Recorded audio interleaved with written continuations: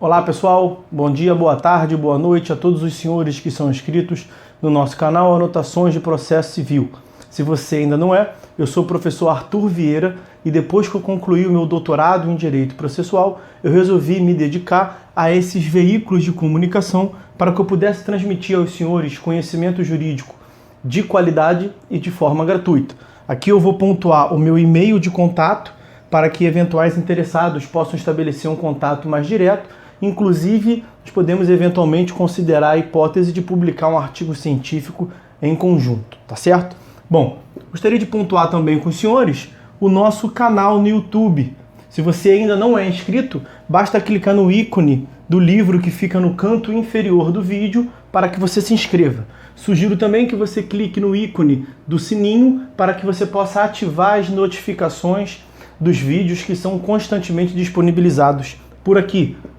Gostaria de apresentar também aos senhores a nossa plataforma acadêmica, arturvieiracursos.com.br, arturvieiracursos.com.br, onde os senhores encontrarão cursos online de modo gratuito, inclusive com a emissão de certificado válido em todo o território nacional. Tá certo? Então, após a pausa, nós vamos tratar do vídeo de hoje.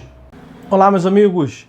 Nós daremos prosseguimento no vídeo de hoje à leitura do nosso livro Anotações de Processo Civil. Nós estamos na quarta parte do livro, que trata da tutela jurisdicional executiva.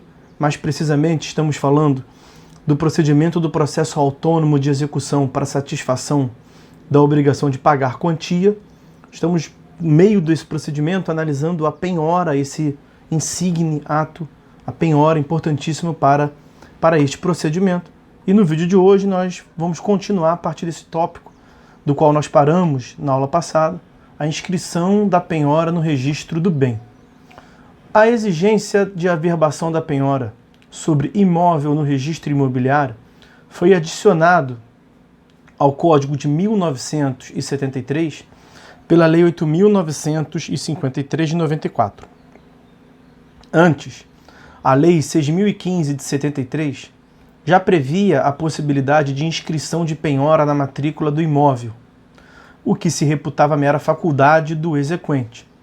Feita a inscrição, passaria a haver presunção absoluta de publicidade do ato, ficando qualquer terceiro impossibilitado de alegar que o desconhecia.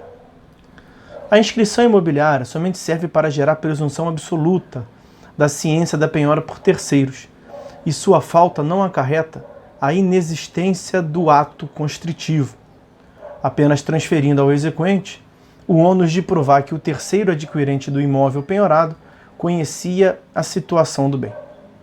Isso fica claro no artigo 844, que distingue o aperfeiçoamento da penhora, mediante termo ou auto de penhora, do estabelecimento de presunção absoluta de seu conhecimento por terceiros, mediante sua averbação na matrícula do imóvel. É ônus do exequente providenciar o registro da penhora no ofício imobiliário. Para não dificultar o exercício de tal ônus, o Código prevê requisitos bastante singelos para esse registro da penhora. Basta a apresentação de certidão de inteiro teor do ato, e não é necessário mandado, ordem ou qualquer tipo de autorização judicial. A jurisprudência tem entendido que o registro da penhora na matrícula imobiliária é irrelevante na determinação da preferência que dela decorre.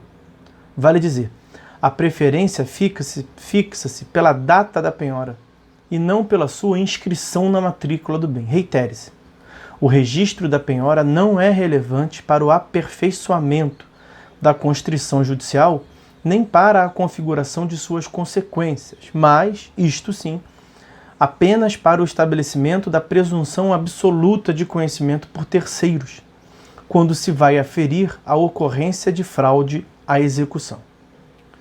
Tanto não há direta relação entre o aperfeiçoamento da penhora e a presunção absoluta de conhecimento por terceiros, que por força do artigo 828, tal presunção pode inclusive ser estabelecida ainda antes da penhora, mediante a averbação da mera pendência da ação executiva nos registros de bens do executado. Atualmente, a averbação da penhora não está restrita aos bens imóveis. Os artigos 799, em seu inciso 9º, e 828 confirmam essa constatação. Neles, permite-se uma averbação preparatória da penhora, da pendência da execução, em registros não apenas de imóveis, mas também de veículos e outros bens registráveis.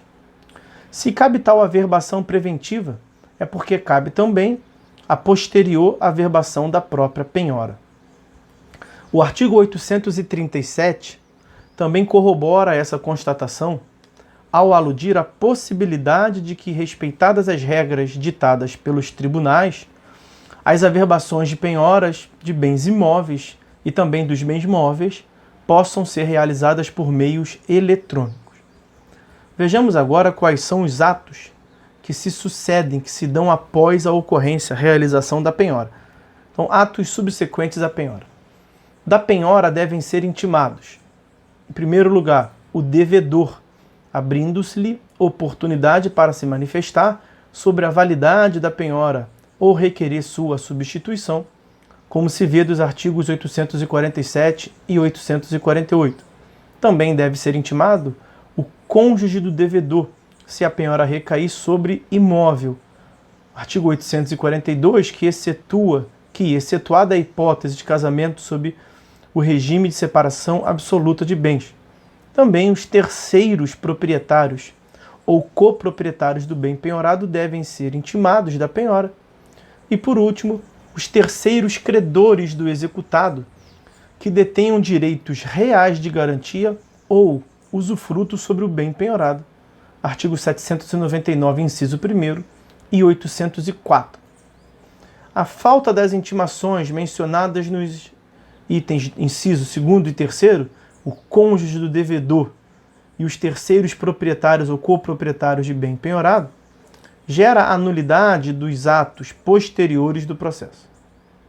Note-se que, em regra, as pessoas indicadas nessas duas hipóteses ainda não participam do processo, de modo que tal intimação normalmente consiste na notícia inicial que elas recebem a respeito da existência da execução.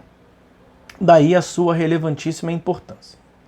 Também por isso, em princípio, essa intimação não terá como ser feita junto a um advogado do intimando, exceto nas hipóteses excepcionais em que as pessoas em que já tenham constituído um procurador judicial no processo. A intimação indicada no item 1 acima considera-se realizada quando o oficial, depois de várias tentativas, não localiza o executado. Parágrafo 4º do artigo 841. Primeira hipótese acima trata da intimação, como nós vamos confirmar aqui, do próprio devedor, do executado. Mas isso não significa que, em algum momento subsequente, o devedor não precise ser intimado, no mínimo por edital. Sem sua intimação, nenhum ato destinado à arrecadação de dinheiro e ou satisfação de crédito, seja arrematação, adjudicação, será válido. Isso por conta do devido processo legal, né, senhores? Os senhores certamente vão lembrar do inciso 54 do artigo 5º da Constituição Federal. Ninguém será privado de seus bens sem o devido processo legal. A intimação da penhora já foi ato de extrema importância no processo executivo. Ela abria ao devedor a oportunidade de oferecer embargos à execução, a ação incidental de conhecimento em que o devedor formula suas defesas, cuja interposição suspendia o processo de execução, tudo isso na vigência do Código de 73 em sua redação originária, razão pela qual se lhe aplicavam as mesmas cautelas que cercam a citação no processo de conhecimento. Como nós já adiantamos nos vídeos anteriores, atualmente, como o prazo para o exercício da garantia fundamental de defesa do executado está vinculado à própria citação, a intimação da penhora ao executado teve sua relevância bastante mitigada, a ponto de poder ser dispensada, ou melhor, postergada. A intimação da penhora ao executado atualmente faz-se na pessoa do advogado do executado, caso esse já esteja constituído nos autos. O artigo 841, em seu parágrafo 1º, inova ao permitir que a intimação seja direcionada à sociedade de advogados. Essa intimação, na pessoa do advogado, independe de procuração com poderes específicos e, em regra, realiza-se pelo Diário da Justiça. A intimação pessoal do devedor por mandado ou via postal é cabível apenas quando esse não tiver advogado constituído no processo, como se vê do parágrafo 2º do artigo 841.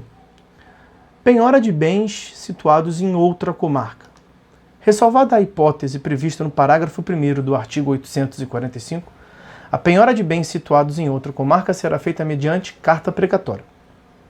Os atos seguintes do processo de execução, avaliação e alienação, serão realizados na comarca em que estão os bens, parágrafo 2º do artigo 845. Trata-se de regra de competência funcional e, portanto, natureza absoluta. O juiz de uma comarca é absolutamente incompetente para efetivar a penhora em outra comarca. Consequentemente, o oficial de justiça, que é auxiliar do juiz, não tem poderes para realizar a penhora em outra comarca, em hipótese alguma. Penhora feita por oficial de justiça de outra comarca padece do vício de nulidade absoluta. É inaplicável a esse caso a regra do artigo 255, que autoriza o oficial de justiça a realizar citações e intimações em comarcas vizinhas e nas da mesma região metropolitana. A realização de penhora não se enquadra nesses dois atos, e o artigo 255 não pode ser interpretado extensivamente, uma vez que traz à baila uma regra excepcional.